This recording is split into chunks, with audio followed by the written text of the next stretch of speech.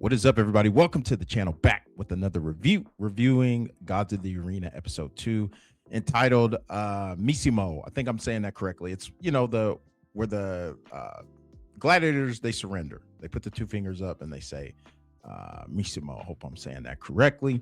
That is the title of the episode, and it has a lot to do with this episode. Like, who is, well, I guess when you put it with Badiatas, he chooses not to Missio. He decides to, I'm going to war. And so we're going to discuss that and some other things that happen to other characters, such as Gannicus, Melita, and Emmaus, where a lot has happened to them, as well as Asher, Dagon, and Indus, the recruits. So going forward, let's talk about it. So, before, guys, we always got to give the score. If you're new to the channel, scoring system is 0 to 5, 0 being trash and 5 being a masterpiece. And guys, I gave this one a 3.5 out of 5. Thought it was a pretty good episode. So we got the score out of the way. Let's get into the review. So, of course, this episode takes place about a week after the previous episode, when Badiatus got the sonic rings knocked out of his ass by Vedius and his henchmen, and he got pissed on by Tullius because he didn't want to give up Gannicus. Tullius wanted to buy Gannicus, and he wasn't going to give him up. And so, eventually he wakes up, and like I said, we find out it's been a week since the beatdown. And Lucretia immediately is like, hey, why don't you go talk to the magistrate? And we all know, and Batiatus makes it very clear, we know who pulls the magistrate strings, and that's none other than Tullius. So, and to add insult to injury, Salonius shows up, and basically Tullius uses Salonius to broker the deal. Like, hey, let's put that beaten and piss behind you, Batiatus, and I'll double the price for Gannicus. And this is where Batiatus makes it very, very clear and very known. He ain't backing down, no deal. And actually, he's pissed as hell, to the point where he has to apologize to Salonius because he's going off on him. And Salonius makes it very clear, like, look, dog, they sent me here to talk to you, but no matter what happens, I'm with you. And whatever comes to that, like, if that means I'm out of the game, so be it, but I'm with you, dog. So once again, Salonius has showed that, man, he's hard body. He's down to the end with Badiatus, but Badiatus is always quick to accuse Salonius of doing things for himself and not thinking about him, when Salonius is always thinking about Batiatus. But we all know there comes a point where, everybody has a limit. And Salonius hasn't quite reached his limit, but his limit will eventually come. We do know that. And so after deciding on, I'm not doing this, because Badiatus is informed that a prominent Roman with connections to Gaia is coming to town. He's supposed to have some business with Vedius. And so Batiatus puts a plan in work to turn that upside down. And so basically the first part of his plan starts with him, Barca as his personal bodyguard, and the recruits, with the exception of Crixus. So you got Asher, Dagon, and Indus that Batiatus is using to put his plan forth. And basically his plan involves him separating Vetius and stalling him for the meeting. And so basically what he has is Indus pretend to be Varus's man, excuse me. And initially Vetius is like, nah, man. And then eventually he comes around and accepts, okay, okay, take me to your man. And so he takes him in the alley, and the Syrians jump out, and Indus, they make work of his henchmen, and they beat the shit out of him with Dagon pissing on him. And unfortunately, they take out Indus.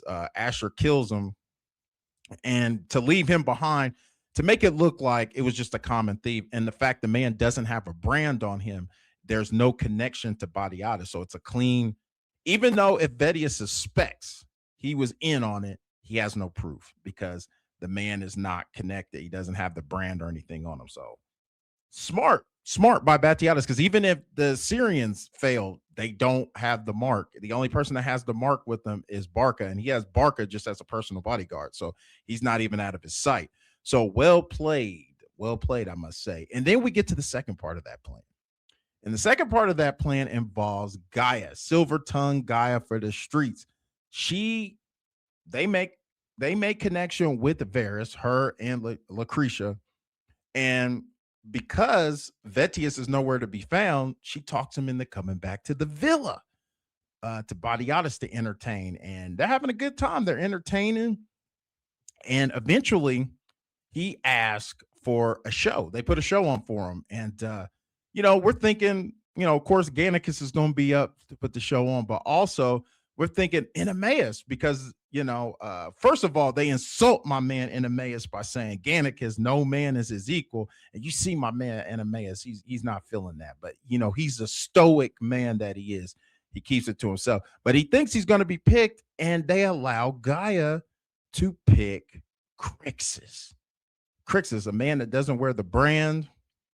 And of course, they try to, hey, well, this guy, he doesn't hold the brand. He's not. And Varys is like, well, you presented him. So what? I can't see what's good. And so they go ahead and bring him forth. Now we're starting off with practice swords. And then Varys goes, what is this? I didn't want to see children fighting with sticks. So they bring out steel. Now you can see right away, Doc Torrey is not feeling that. He's already been pissed at Asher throughout this episode, but this just makes him even more pissed. And of course, he brings the gladiuses out, and these guys are it's about to go down. And earlier in the episode, Crixus approached Gannicus on what it took to be the champion. And, he tells him never lose, never fucking lose, to be exact. And so after getting that advice, now here they are about to fight. Gannicus gives them a look like it looks like the gods have rewarded you. And so they're getting it on. Of course, initially Gannicus is giving them that work. However, Crixus is an astute student, and he listens to what Enemaeus told him, and he uses what Enemaeus told him when facing a stronger opponent. Allow that opponent to get close to you and disarm him, which that's what he does to Gannicus. And it looks like the fight is turning. Crixus is coming at him, but Crixus is still wild. And so he's swinging wildly. He's getting out of control. He's over anxious, which plays into Gannicus's hand. Gannicus eventually gets his other sword, and he's able to turn the tables, and he basically holds Crixus' life in his hands. And he's waiting for the signal, and Gaia is given the privilege of deciding if Crixus lives or dies, and she allows Crixus to live. And so after that's done, Gannicus was requested to get oil, clean him up, oil him up, and send him up to entertain Varys. Now, before I discuss, what goes on with that scene with Varys, there was a scene with Enemaeus, Melita, and Gannicus together that is integral to the next part we'll be discussing. And that is Melita eventually, she talks about how the two men are, how they hide the ways they hide their emotions, where Enemaeus does it basically by being stoic or whatever, but underneath, his true feelings are underneath, whereas Gannicus hides his true feelings through, his carefreeness and laughing and all that other stuff that he does.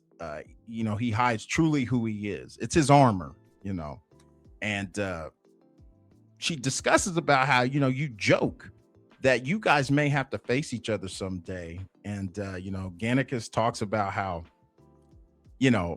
he would take it easy on him or whatever, but joking again. But eventually she tells him, Gannicus, there's going to come a time where, you're laughing and you won't be able to fight your way out of something. Then, basically, what are you going to do? And he's like, well, I'll just fuck my way out of it, and gives that Gannicus grin and walks off. Now, flash forward to the scene with Varys. So Gannicus is going up there, and Batiatus, he's like, well, how am I supposed to entertain him? He's like, whatever he wants.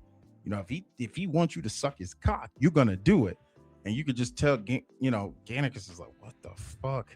And so, of course, he gets in front of Varys, and right away, this guy's a degenerate. I mean, he's on that opium and wine. He's feeling loose. He's getting up. He's starting to touch all over Gannicus. You could just see Gannicus is just the unease, what's going on. And he gets down there, and he starts grabbing on the man's meat, basically asking him, hey, are you as good with this sword as you are with the metal sword? And basically Batiatus is like, he's open to inner kind of entertainment, and Varus is like, oh, I've had too much. I can't perform. Basically saying he couldn't perform, but he would like a demonstration. And he points to Melita on her.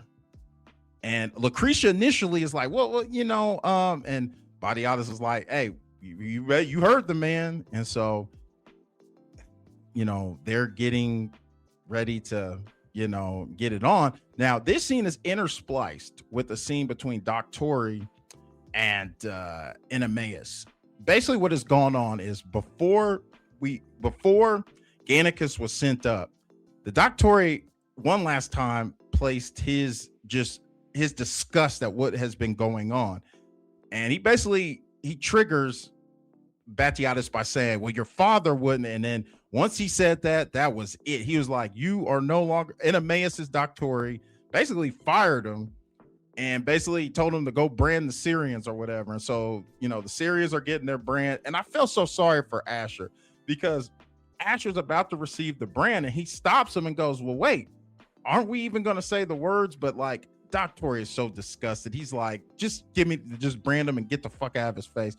And then he turns his anger towards Emmaus, and Emmaus is just confused. He doesn't know what's going on. And he attacks him and they start fighting. Emmaus is holding back. He can't understand what's going on. Other gladiators are trying to grab the Doctori. He's flinging them off and he's coming at Emmaus. And finally, he cuts Emmaus, and then that's it. It's on. Like, he's got Drew Blood. He's trying to take my life, and they're going at it and they're fighting. Well, as they are fighting, spliced in between their scenes are Gannicus and Melita, and they're having sex. And initially, Melita you could just tell she's disassociating herself. She tells him, just get it on, just get it over with. And Gannicus, once he starts, he's feeling it, he's enjoying it, and Melita starts to enjoy it. You can see her grip up on him, and she's starting to enjoy it. So then you have back and forth, Emmaus fighting. You got the thunderstorm outside. It's going back and forth. It's very emotional. And as Gannicus climax and it ends, you see Melita instantly regret it. Like, she lets go. She turns away. She can't even look at him. She's totally disgusted at what happened. And eventually, Emmaus gets the upper hand and he kills the Doctori. And so once all that has happened, Varus is sitting in the corner gooning. And, once he's done, he gets ready to leave. And he advises Batiatus that Gannicus has earned the Primus.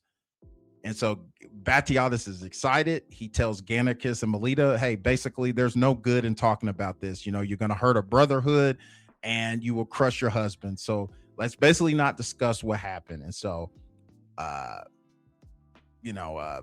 they handle, basically they take care of what happened to the old Doctori.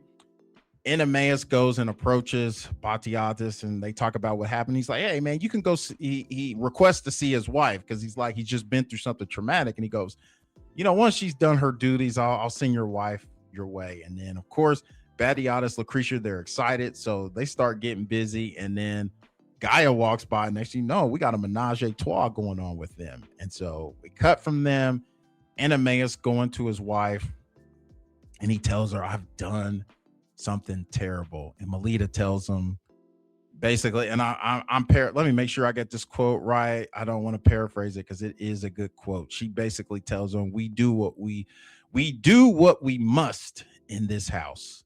And poor Emmaus, man.